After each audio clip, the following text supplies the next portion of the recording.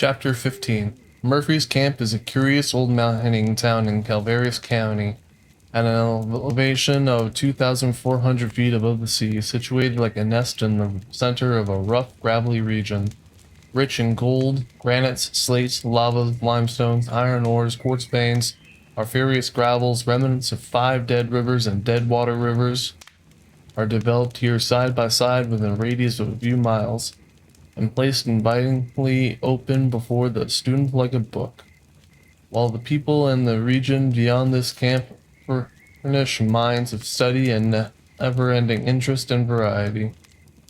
When I discovered this curious place, I was tracing the channels of the ancient Greek glacial rivers, instructive sections of which have been laid bare here and in the adjacent regions by the miners. Rivers, according to the poets, go on forever, but those of the Sierra are young as yet and have scarcely learned the way down to the sea, while at least one generation of them have died and vanished together with most of the basins they drained. All that remains of them is to tell their history in a series of interrupted fragments of channels, mostly choked with gravel and buried beneath broad, thick sheets of lava. These are known as the Dead Rivers of California, and the gravel deposited in them is comprehensively called the Blue Lead. In some places, the channels of the present rivers tend in the same direction, or nearly so, as those of the ancient rivers, but in general, there is little correspondence between them, the entire drainage having been changed or rather made new. Many of the hills of the ancient landscapes have become hollows, and the old hollows have become a hill. Therefore, the fragmentary channels, which, with their load of auriferious gravel, occur in all kinds of unthought of places, trending obliquely or even at right angles to the present drainage, across the tops of lofty ridges or far beneath them, presenting impressive illustrations of the magnitude of the changes accomplished since those ancient streams were annihilated.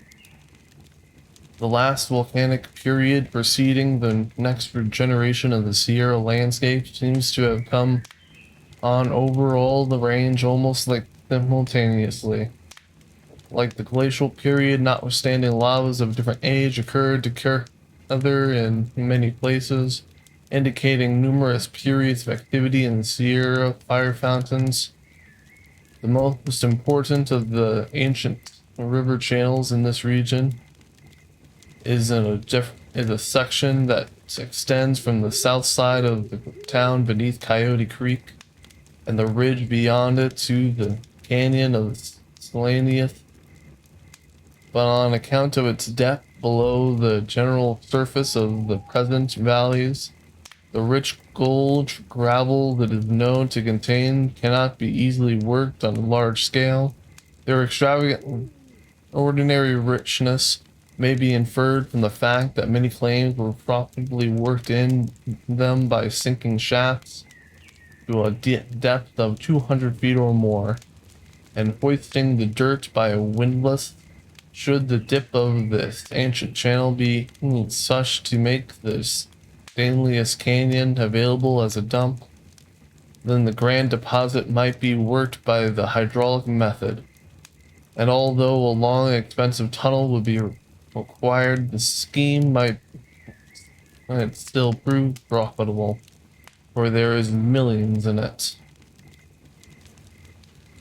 The importance of these ancient gravels as gold fountains is well known to the miners. Even the superficial placers of the present streams have derived much of their gold from them. According to all accounts, the Murphy places have very rich, terrific rich as they say here. The hills have been cut and scraped by every gulch and valley, torn to pieces and disemboweled, expressing a fierce and desperate energy hard to understand. Still, any kind of effort is a better than inaction, and there is something sublime in seeing men working in dead earnest at anything, pursuing an object with glacier-like energy and persistence. Many a brave fellow has recorded a most eventful chapter of these Calvaris rocks. But most of the pioneer minds are sleeping now, their wild day done, while the few survivors linger languidly in the washed out gold clutches or sleepy village like harried bees around the ruins of their hives. We have no industry left now, they told me. And no then everybody and everything hereabouts has gone to decay. We are only bummers. Out of game, a thin scratching of poor, dilapidated cusses. Compared with what we used to be in grand gold days, we were giants then, and you can look around here and see our tracks. But although their lingering pioneers are perhaps more exhausted than the miners, and about as dead as the dead rivers, they are yet as rare and interesting set of men, with much gold mixed in with their rough, rocky, gravelly of their character. And they manifest a breeding and intelligence little looked for in surroundings as theirs, as the heavy, long-continued grinding of the glaciers brought out of the features of the Sierra, so the intense experiences of the gold period have exhausted this field by any means. It is interesting to note the extremes possible in one and the character little known as yet. The sketches of Bret Hart, Hayes, and Miller have not exhausted this field by any means. It is interesting to note the extremes possible in one and the same character, harshness and gentleness, and manliness and childish apathy, and a fierce endeavor. Men who 20 years ago would not cease their shoveling to save their lives, now playing in the streets with children. Their long macabre, like waiting after the exhaustion of their placers, have brought on an exaggerated form of dotage. I heard a group of brawny pioneers in the street eagerly discussing the quantity of tail required for a boy's kite, and one graybeard undertook the sport of flying it, volunteering the information that he was a boy, always was a boy, and down a man who was not a boy inside, however ancient outside. Minds, morals, politics, and the immortality of the soul, etc., were discussed beneath shade trees and saloons, the time for each being governed apparently by the temperature. Contact with nature and the habits of observation acquired in gold seeking had made them all, to some extent, collectors, and like wood rats, they had gathered all kinds of odd specimens into their cabins, and now required me to examine them. They were themselves the oddest and most interesting specimens. One of them offered to show me some of the old diggings, giving me fair warning before setting out that I might not like them because, said he, people say I'm eccentric. I notice everything and gather beetles and snakes and anything that's queer, and so don't like me and call me eccentric. I'm always trying to find out things. And now there's a weed. The Indians eat it for greens.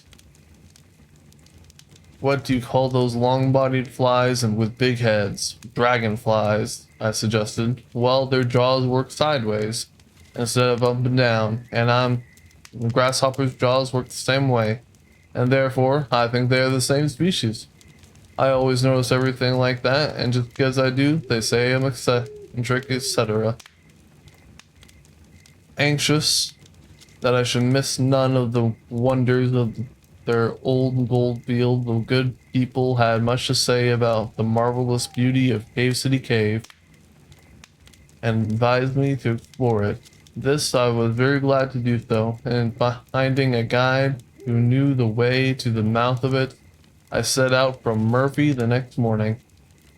The most beautiful and extensive of the mountain caves of California occur in the belt of metamorphic limestone that is generally developed along the western flank of the Sierra, from the McLeod River on the north to the Kauai on the south, a distance of over 400 miles and an elevation of from 2,000 to 7,000 feet above the sea. Besides the regular belt of caves, the California landscape is diversified by long, imposing ranks of sea caves, rugged and variable in architecture.